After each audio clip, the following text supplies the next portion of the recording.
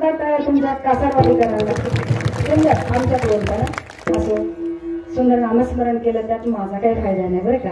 केलेलं नाम आहे त्याचं पुण्य तुम्हाला मिळणार आहे महाराज. आणि तुम्ही आम्ही कुठल्या तरी कार्यक्रमाच्या निमित्ताने एकत्र आलो म्हणून हे नामगजर आणि नामगोष्ट आपल्याला करता येतोय.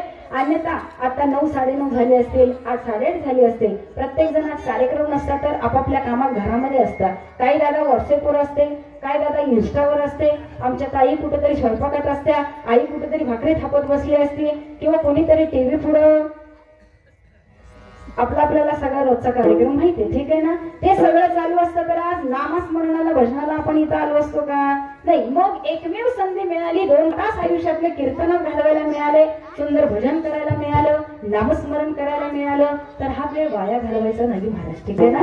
कारण हा नरदेह एकदा आहे, हा मनुष्य जन्म एकदा आहे, मग हा असा का वाया गेला पाहिजे महाराज. ठीक आहे ना. तो वाया घालवत्या कामा नये. अहो जीवन कसं जगावं हे माझ्या राजाकडे बघितल्यानंतर तुम्हा मला समजतं. विचार करा ना, 16व्या वर्षामध्ये मला 8व्या वर्षापासून गड किल्ले घ्यायला सुरुवात केली. ठीक आहे ना. इतकं महान कार्य आहे माझ्या राजाचं. आज आमचा मुलगा 20वीत गेला तरी महाराज आमच्या अजून करिअरचा पत्ता नसतो. आम्हाला कुठल्या साईडनं ग्रॅज्युएशन करायचं हे सुद्धा आम्हाला माहिती नसतं. आम्ही बीकॉम झालो, MA केलं, MCOM केलं तरी महाराज आम्हाला आमच्या करिअरची दोरी हाताशी आलेली नसते. आम्हाला नक्की करायचंय काय हेही आम्हाला माहिती नसतं. विचार करा, मग आमचं आयुष्य कसं जगायचंय हे सुद्धा आम्हाला कळणं खूप गरजेचं आहे. आणि हे कळालं माझ्या राजाला. फक्त रयते करता दुसऱ्यांकरता आयुष्य जगावं ना. मायबाप सुंदर असं तुकोबरायांचं कीर्तन चालू होतं, रामकृष्ण हरीचा गजर चालू झाला.